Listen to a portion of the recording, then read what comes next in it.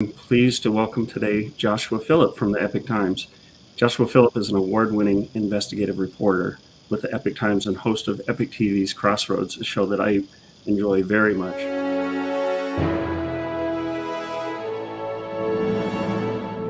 He's a recognized expert on unrestricted warfare, asymmetrical hybrid warfare, subversion, and historical perspectives on today's issues. His 10-plus years of research and investigations on the Chinese Communist Party, subversion, and related topics give him unique insight into the global threat and political landscape. So I'm very happy to present Joshua Philipp today.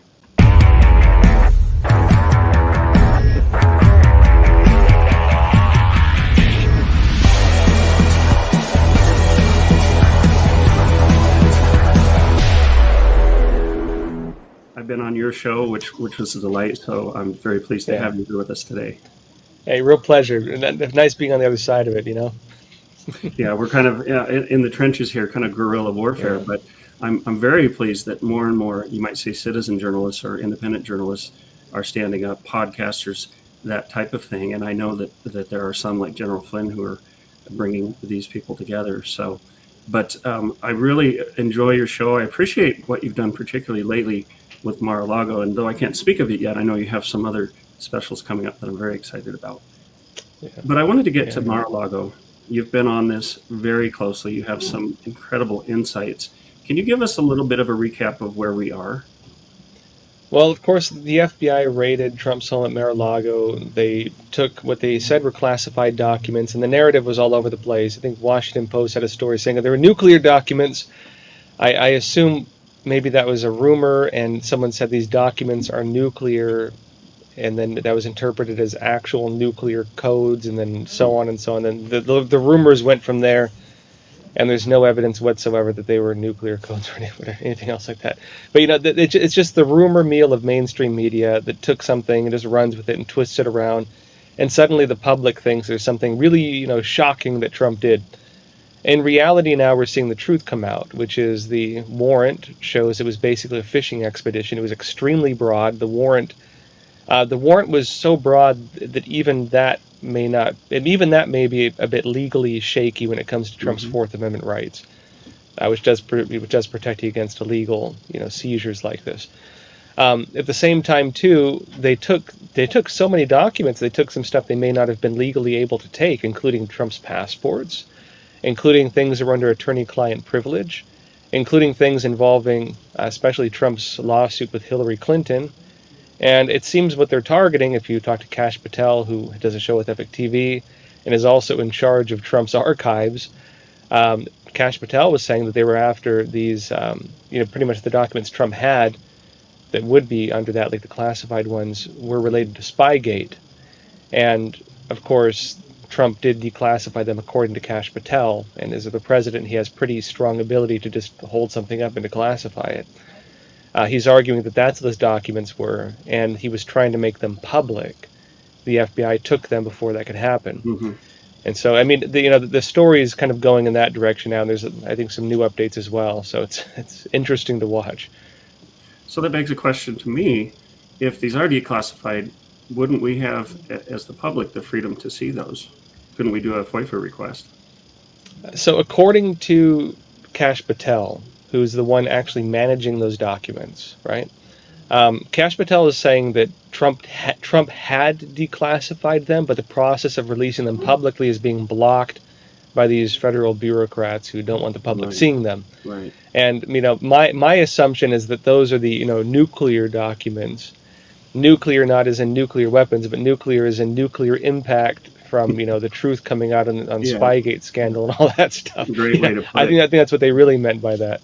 It's a self-protective effort. In other words, which to me says that they're trying to hide information, and I do hope this all comes out. I know Jeffrey Tucker and some others have talked about the prevalence of the administrative state and how much control they have, and I know there's been a real battle to overcome that, to get back to the government of, for, and by the people.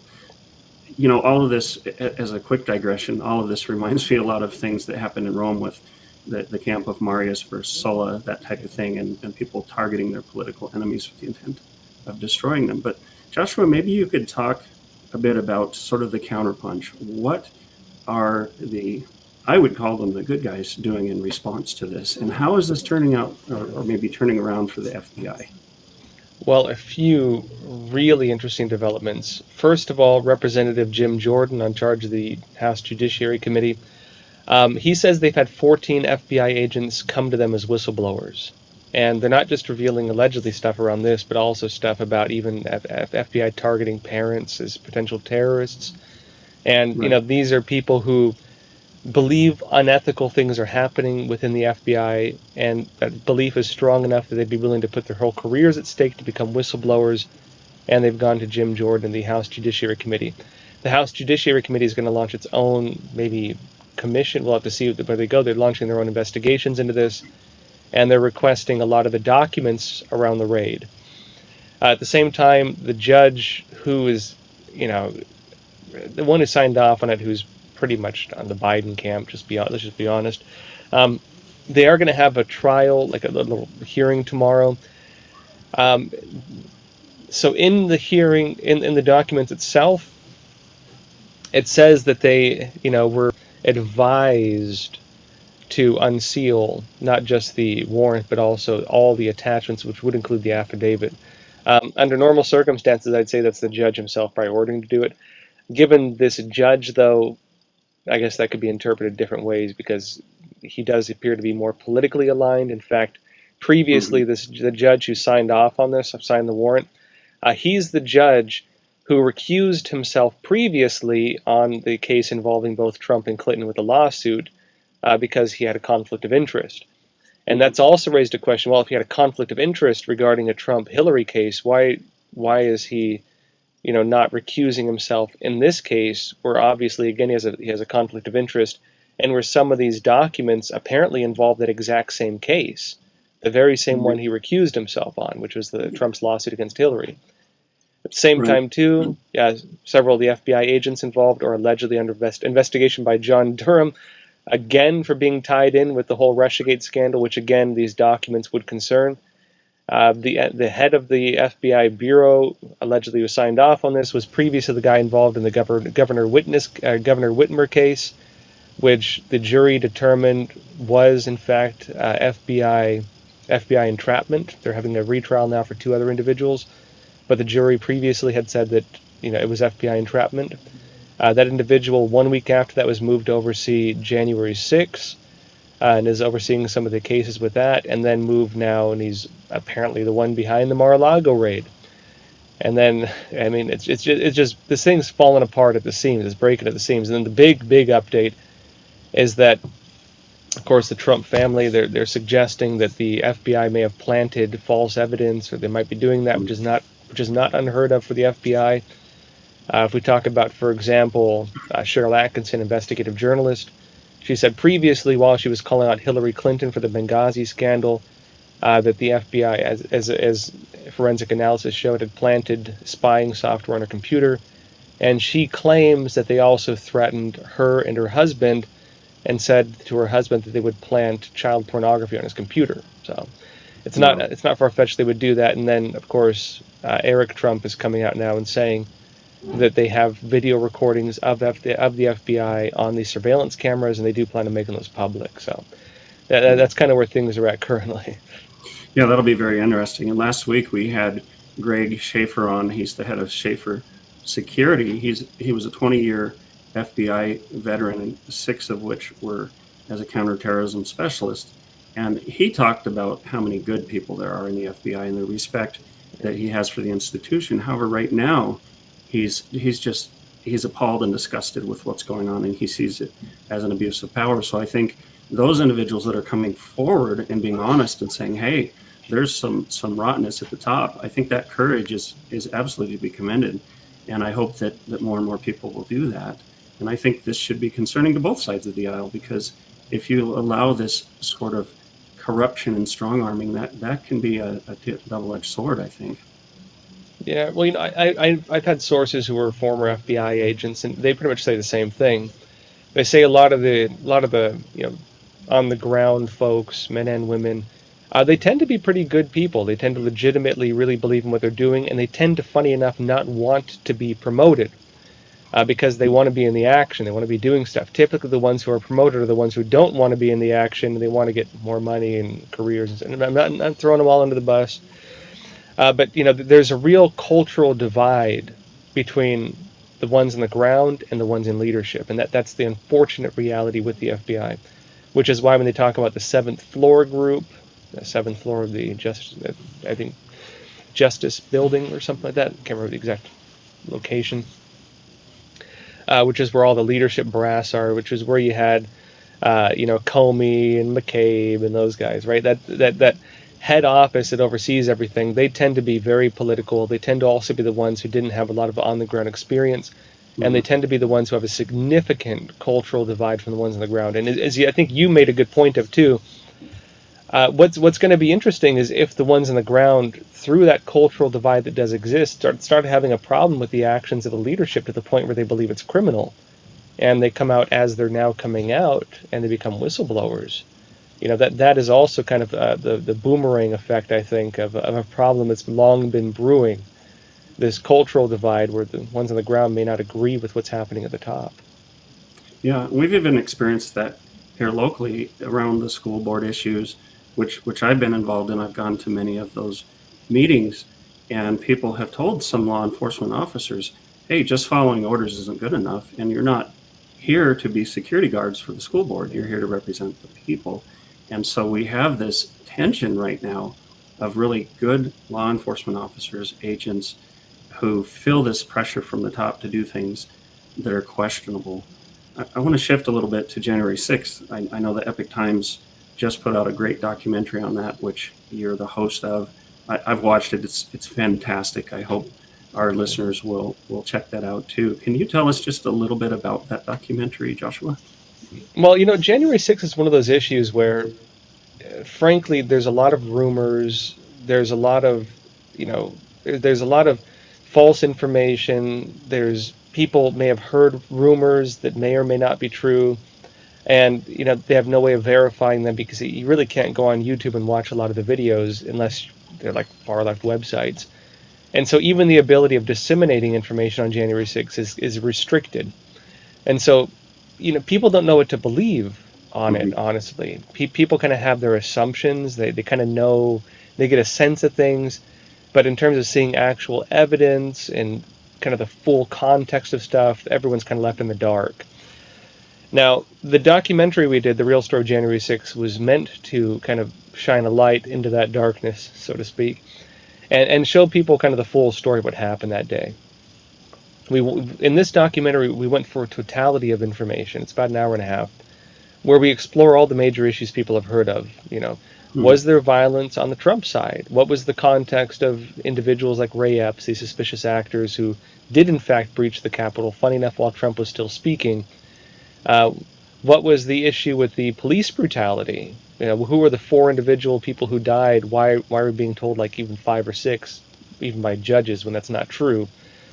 Who was in charge of security? We try to answer all these questions, and so we have a lot of exclusive footage, police body cam footage, really information even from multiple angles on certain events that shows the full context. And I think when you see the full context, you do start seeing that the narrative we've been fed is absolutely false. That it really is. Really, there was significant violence on behalf of the Capitol Police in D.C. Metro, to the extent that many of them should probably face trials for their crimes. At the same time, there was very little violence on behalf of the Trump side, nothing significant at least. 4 individuals who did die that day. One of them, of course, Ashley Babbitt, was shot by, Lieutenant Byrd. But the 3 others also, there's actually evidence that police brutality may have at least been a factor in their deaths, which I think nobody's heard before. And we also look at these suspicious actors, and we have to call them suspicious actors because we don't know who most of them even are. But they're the ones who are the main instigators. They were the ones who breached the Capitol and tore down the police barricades and removed the signs so people who came later would not know they were violating the law, and who breached the Capitol while Trump was still speaking at the ellipse. And those are, funny enough, most of the individuals the FBI, for some weird reason, has little or no interest in. So why are people facing 20 years in prison for like literally walking up and being waved into or escorted into the Capitol by police, as surveillance camera footage shows. Meanwhile, the ones who committed the actual crimes people are being accused of are not facing any kind of charges, or if there are, it's very little, like maybe 4 months and so on. And I think the documentary did a very good job of documenting those things and asking those questions. Do you think there is enough evidence there to say that the FBI orchestrated some entrapment at this event? We do not have evidence of FBI involvement. Based on information I've been seeing and based on the way that the narrative seems to be heading, I think it's actually very, very possible. What we do show evidence of, and maybe there'll be a follow-up that looks more into the other side of it, right? Into the rest of it, because I think that does need to be exposed, but getting stuff on the FBI is difficult. But there is evidence that there's police entrapment, significant evidence that the police, at the very least, the DC Metro and Capitol Police, did in fact what their actions would constitute entrapment, and that's on two different factors. One is, of course, that they were inviting people into the Capitol building, holding the doors open and escorting people in, doing it in such a way where they were inviting people to commit crimes, which is entrapment. The other thing is the police use of force that day, video footage, body cam footage, which we've gotten, which is not, I think, publicly available currently, shows significant abuse of force. I mean, to the point where some of these officers should face potential charges for murder or attempted murder. Really egregious abuse and use of force. We have Stan Kefferden, who's one of the top guys who courts will bring in to assess use of force, and he says, the killing of Ashley Babbitt was murder. He says the beating and subsequent death of Roseanne Boyland was egregious use of force with the intent to cause bodily harm. The beating of many other, Victoria White, for example, was a crime, maybe even attempted murder, depending on how you look at it. And the list goes on and on and on. Police use of force. Now, the police, when they were doing this, they were not trying. We have video footage, for example, of police pulling out tasers, shooting people with it, dropping them, and then just going to the next person, pulling pins and these concussion grenades that shoot out these plastic pellets and just lobbing them randomly into the crowd, and really just acting like thugs, just being blunt. Don't get me wrong, I support police, but it doesn't mean that they can just violate the law, of course. Right. Now, as they're doing that, they're not arresting people, they're not dispersing the crowd, they're just basically just causing chaos. And when you're doing that, you're instigating the crowd and you're baiting them into committing crimes. Again, right. Something that could constitute entrapment. So on two fronts, possible entrapment. And it's rather appalling to me that rather than taking any responsibility or looking into it, the Department of Justice is trying to designate Ashley Babbitt as an extremist, the Betsy Ross flag, the Gadsden flag, and others. I can't keep up with their narratives now. I saw that document. Project Veritas had it leaked, actually. But yeah, they're trying to define, the "Don't Tread on Me" flag and so on, and three percenters and the Navy SEALs Punisher skull. They're making these all extremist symbols of terrorism. Yeah, domestic terrorism. Yeah. And the American people aren't buying it, and we need some accountability.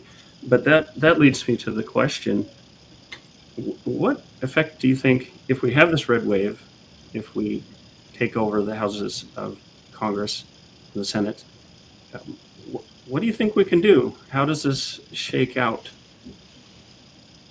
Well, what we have in the United States right now is two different things. Two different things when we talk about kind of the fabric of what a nation is. You mentioned earlier that comparing the state of the United States to Rome during its fall, and I think that's important because America is, of course, a republic, and it was built heavily on the Roman Republic model. We know that republics typically haven't lasted historically more than 200 years, and we also know the causes of their decline.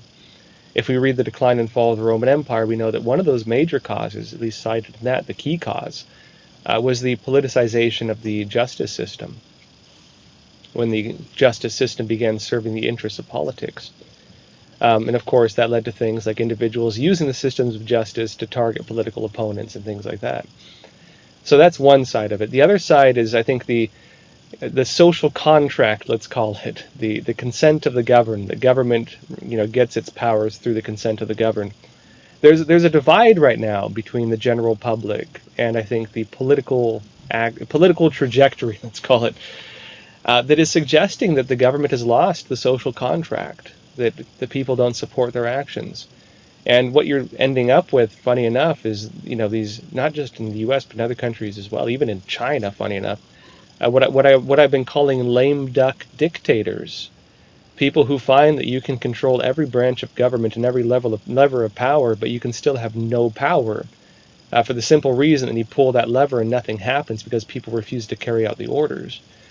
I think the United States is entering that stage right now where there's a disconnect between the people and the people in power. And I think these two factors do need to be addressed by whoever comes back into office, or whoever, whoever's in the House and Senate, that really fixing this fundamental disruption within, the basic fabric of our system really needs to be addressed. Otherwise, we do risk falling the same way Rome did. Yeah, and I think this would be a really interesting topic to unpack, perhaps on another show. But I do believe that social contract has been broken, and we have enough writings of the founders. We have the Federalist Papers. We have a lot of sources that show that government power is not absolute, and they can break that social contract. And then we have the right to be defiant. And I actually kind of like the word dissident right now, because it can be seen in a negative light, but if you're a dissident against corruption, overreach of power, I think that's a natural thing that's built into the founding of this country. There are comments from Thomas Jefferson and others about the need to take up arms from time to time. Nobody wants that, but I think right now the resistance is largely political and social, and fortunately, a lot of it is peaceful, the way I see it. But so how much optimism do you have that we could save this republic? Or pessimism? Yeah, I'm personally pretty optimistic. Although I do think there's going to need to be reforms in the government, because what we've seen is that some of the systems that be are not working. Some of the systems that be are being significantly abused. That there's significant bloating within government, and it's become something that the founding fathers never intended for it to become.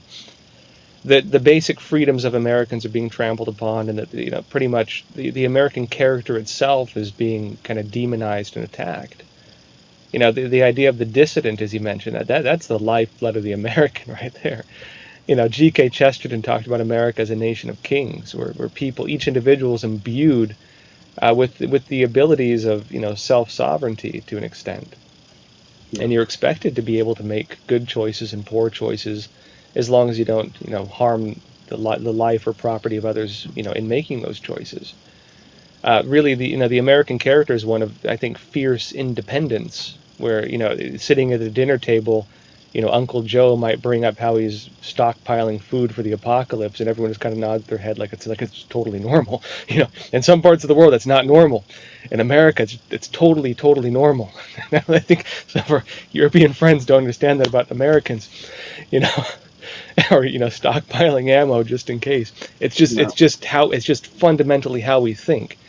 And of course, that fundamental nature of Americans is now being called extremist or whatever, but it's how we've always been. At the same time, too, we are a nation of dissidents, and we always have been. From the founding of this country to every wave of immigrants who have come here. We are the outcasts of Europe, we are the outcasts of Africa, we are the outcasts of every country in the world. We're the people who were persecuted by these countries, who were if you talk about even black slaves who were enslaved by the African kings, sold into slavery at the Muslim slave camps in Libya, and then sold into slavery to Europe, and then shipped over here.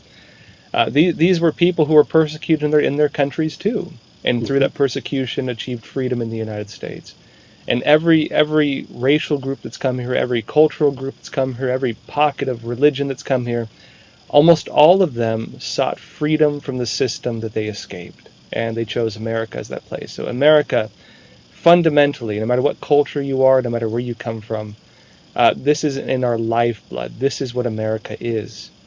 And Hmm. I think that fundamental, spark that is the American character is not going to be easily extinguished, which is, I think, any kind of tyranny is going to be hard to have work here. And which is also why I'm Yeah. actually very hopeful about the future of this country, because regardless of the system, that spark will remain. I love that. That's beautiful. And that's really at the core of why we created Freedom Talk, literally on a shoestring budget, but just to bring truth back, to bring a true sense of our history and our heritage of freedom that we all share, like you said, from all countries. That heritage of freedom belongs to all of us. And America is more of an idea than just a country or a regime. I think that's beautiful. And in fact, part of how we're working on funding this effort, Freedom Talk Magazine, this show, eventually a podcast, is selling coffee that we roast ourselves. And our main blend is called Dissident Blend. So that gives you an idea Very, of, very fitting. yeah, that. And by the way, I'll send you some. It's very, very Thank good. you.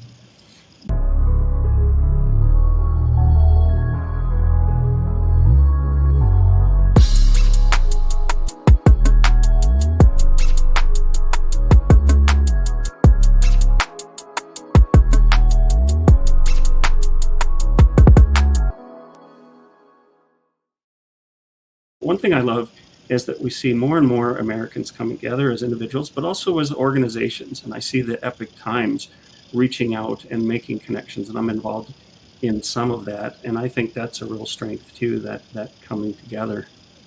Yeah, well, and speaking of dissidents, I mean, we're founded by Chinese who escaped communism, many of whom escaped persecution in China, or their families are persecuted. So again, it's that, regardless of ethnic background or race or culture, we all share this one thing in common in America. Yeah, And yeah, and that part of our character, I think, is really the defining characteristic of what we are. yeah.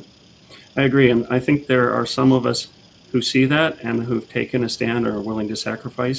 I know for many of us, we've lost friends and families, prestige, businesses, you name it, in this fight, but it's very worth it. And the voices of the founders of Epic Times and some of those people who came out of China, they need to be heard because they've lived what some are trying to drive us into.